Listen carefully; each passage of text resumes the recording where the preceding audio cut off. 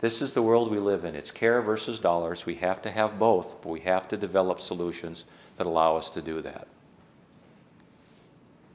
So I'll throw it open to questions. I hope there was something in there that was surprising to you. I hope you know a little bit more about healthcare and it's a little bit more understandable now than it was, but it's a very complex system and there's a lot of stuff going on.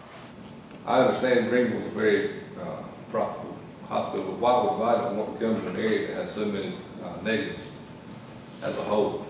Because and those be a main player in the area. Yeah, that's a great question. When you're the tertiary care center, meaning when you're the care center in the area where all the bad stuff comes, when you have a heart attack or other things like that, what you want to do is you are the payer of last resort for everybody. We know for many of these healthcare problems, if you can intervene earlier, the care is better, the outcomes are better, and the care overall is less expensive. So we know that if you get sick here in Hyde County tonight and you need health care, if you didn't have anything that was in Belhaven, and if you didn't have anything that was in Beaufort, you'd end up at Vidant Medical Center. So we try to get it close, but you can't have a hospital everywhere. 24/7, 365 is great, and the transport system that we have, but you want to make it as close as you possibly can. And there's a limit to where we can put them.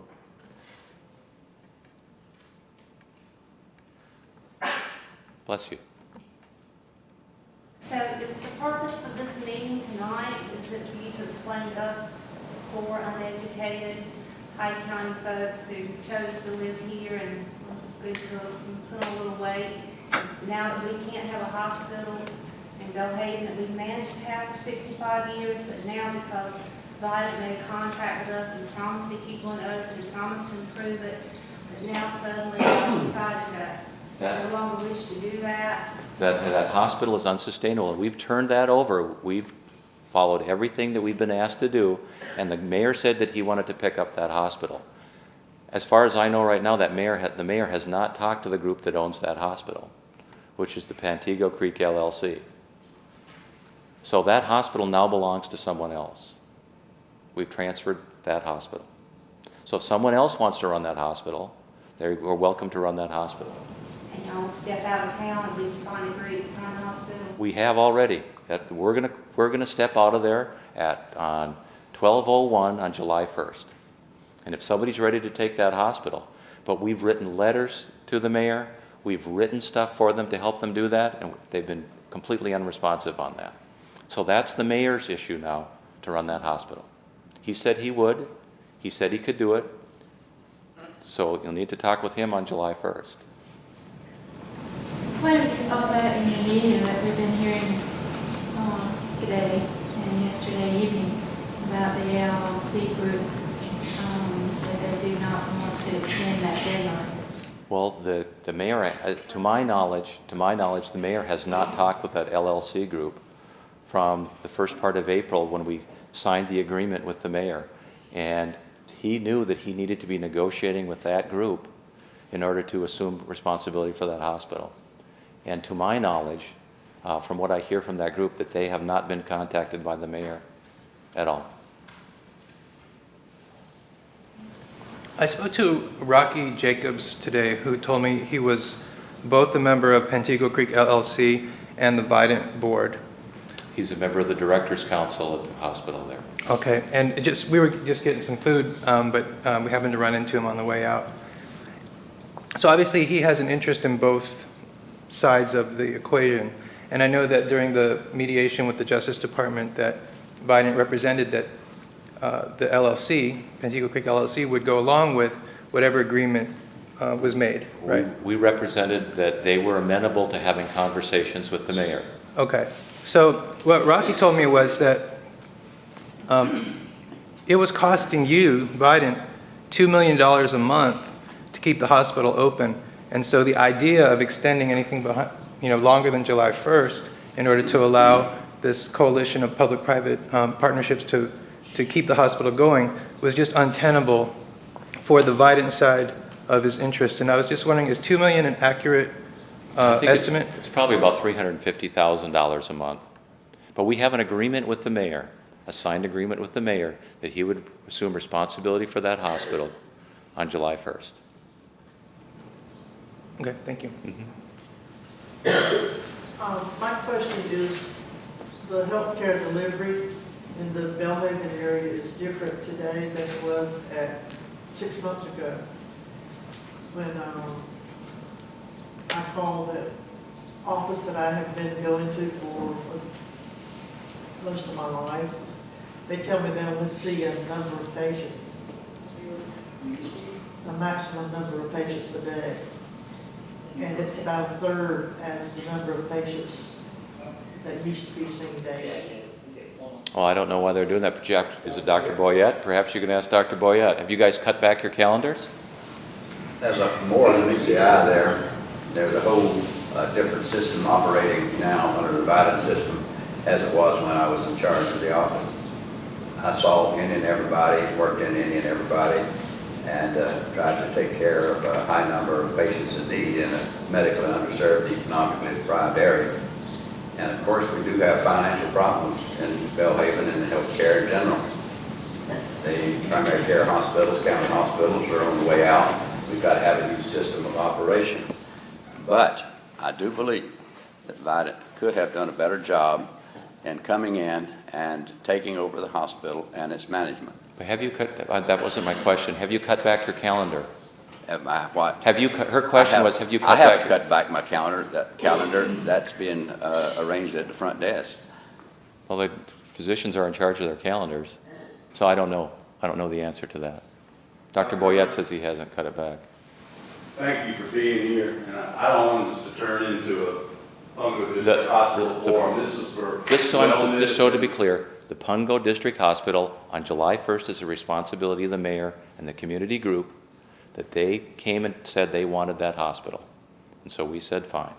So I would suggest that anything that you direct about keeping that hospital open should go to the mayor and that community group that said they wanted that hospital on July 1st, and ask them the questions why they haven't approached Pantego Creek LLC that's responsible for that hospital and that was responsible for that hospital from a contract that had been signed previously to any of the negotiations that took place in April. Dr. Herman, could you explain to the group why Vidant has not honored their contract that they signed in the first place? We have, sir, and we've been through that before. I was in dozens of meetings, and we made a very fine contract with Vidant, but Vidant has not followed through with their contract in every area. It has been breached, and I think if you would read the contract, you would find that to be true. I have read that contract, and you have read that contract, and the Pantego Creek LLC has read that contract. And Pantego Creek LLC, which is the body that's responsible for that contract, has agreed that we have met our obligations under that contract. So you have not met your obligations, and anybody with any knowledge of the circumstances know that you have brought up a terrible situation Dr. to our Boyette, town you're and our certainly entitled to community. your opinion. Let's Thank you please very much. Be respectful of why we're here tonight. And John, you had a question? Dr. Herman's here to try to help the community, to help all of us, and to help lower costs and to explain health care to us. And it's not fair to do this. So let's keep the questions to what the presentation was about, please. Other questions from Ocracoke? Other questions from Ocracoke? Okay, John. What can you do to address the 55 and older group as far as your cutting costs and services? There's several different things that we need to do. First of all, we have to take better care of ourselves when we are young. That can help push things out. The better care we take care of ourselves from a high blood pressure standpoint, from an obesity standpoint, from a diabetes standpoint, will make a tremendous difference. Across the United States, and Hyde County and eastern North Carolina isn't much different than a lot of other places, although there are some places that do it much, much better, is we haven't had the conversation with our families about what we want for end-of-life care. Everybody says that they want to die peacefully at home when their time comes, but very few people actually make that choice. Or when the choice becomes, the choice is mine, I need to let my family know for the time when I can't speak for myself. And so those are some of the things that we can do.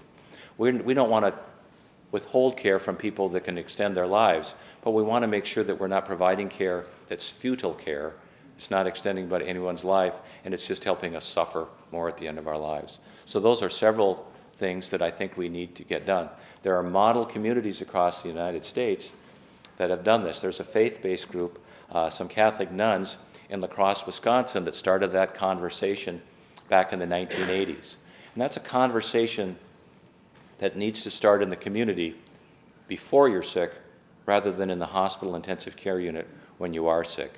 And by starting that conversation in the community, about 85% of patients who are admitted to the hospital in La Crosse and the surrounding counties have an end-of-life care plan. Patients have let their families know and their healthcare providers know what their preferences are towards the end of their lives. The statistics here in Eastern North Carolina are fewer than 25% of us have those end-of-life care plans here. So it's important that we let our families know what we want for the end of our lives so we don't get care that we don't want. It's futile and at very high expense. Dr. Herman, one more question, please. Sure. Do you believe that people of Eastern Beaufort and Hyde County are better off now without the Pantego District Hospital and the proposed primary care clinic that's supposed to come to Belhaven later on? Do you believe that people are better served health care-wise and also economically by the situation that was ongoing with the health care that was available in Pantego as compared with what you're proposing? I believe that this is a sustainable proposal, that the hospital is not sustainable there, that the funding will not be available in the future for a hospital there. It's not available now. I'm certain that you've worked very, very closely with the mayor and have been on some of the other visits where you've gone to other healthcare providers and asked them whether it was sustainable. And I know the answers that you've gotten there. What you have right now with that hospital is not sustainable. The 24/7, 365 is a sustainable option for that community. So yes, I believe that they are better off rather than having the hospital close because it's not sustainable and having no healthcare services there. 24/7 by 365 is great healthcare service for that community. They have 3 I clinics. have answered your question. Yeah, Thank we you. have 3 There is clinics in another question over Belhaven here. in addition to the hospital. Yes, sir. I just want to report to the folks here that we have received funding from Vidant's community benefit grants over the last 3 years, and we have tried to take advantage of that program, and we're very appreciative of the funding that we have received from Vidant. It has supported our telemedicine primary care program here. It has supported chronic disease self-management program that we have been working with the faith community, African American community. It has supported that.